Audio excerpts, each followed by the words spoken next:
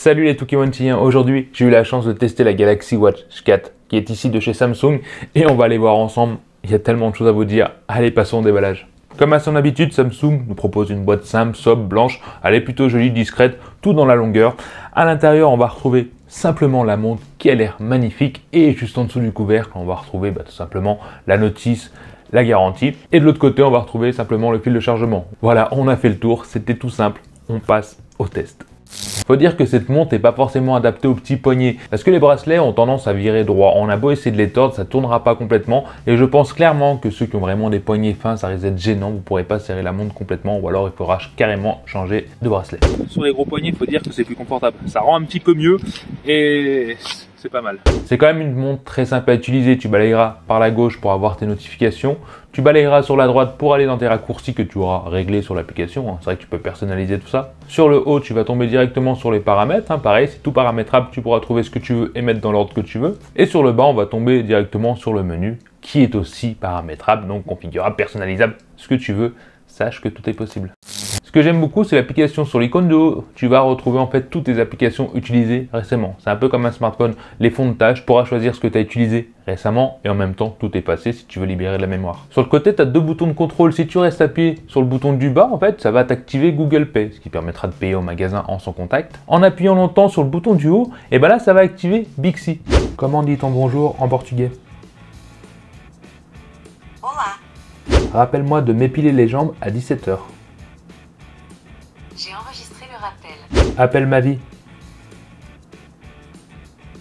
J'appelle ma vie cœur rouge. Règle la minuterie à 20 minutes. J'ai activé le minuteur. Si toutefois tu n'aimes pas Bixi, tu ne veux pas utiliser cette option, tu pourras configurer le bouton pour ouvrir simplement le menu d'alimentation à la place. Personnellement, je trouve que Bixi a quand même beaucoup évolué. Contrairement à l'époque, même si Google Assistant reste quand même the must.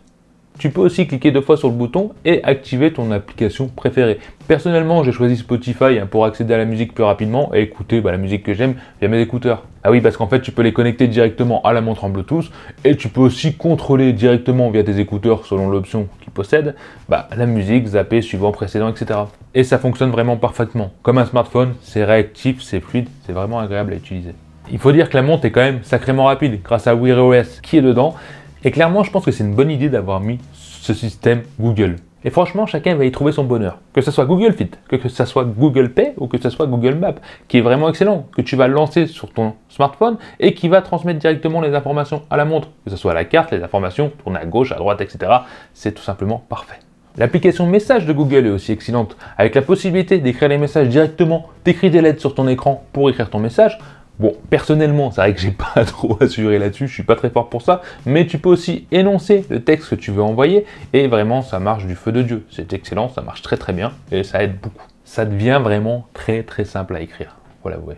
C'est aussi vraiment très simple, c'est d'installer des applications via Play Store. Tu auras juste à cliquer sur l'application. Désolé, j'ai du mal à le prononcer, mais ne m'en veux pas.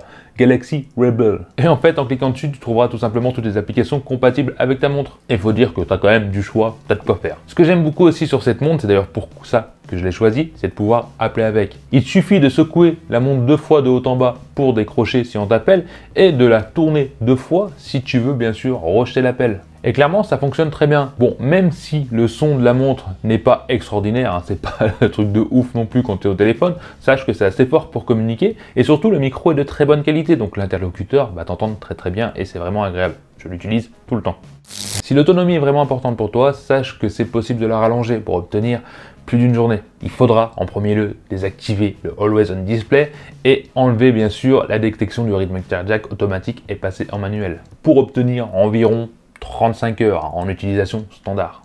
C'est vrai que j'aime bien la recharger juste en début de soirée pour pouvoir l'utiliser la nuit afin d'utiliser le suivi de sommeil qui est vraiment très bien pour moi. C'est très précis en tout cas de ce que je connais, ça me ressemble vraiment très précis, mais je trouve ça un peu dommage qu'il manque des conseils pour améliorer ton sommeil. Tu auras vraiment des infos bien sur l'application, mais c'est vrai que j'aurais aimé que ça me dise comment améliorer mon sommeil, ma qualité, comment mieux dormir, moins manger, etc. Après c'est vrai que je ne suis pas un spécialiste pour tout ce qui est suivi du rythme cardiaque ou compter le nombre de mes pas.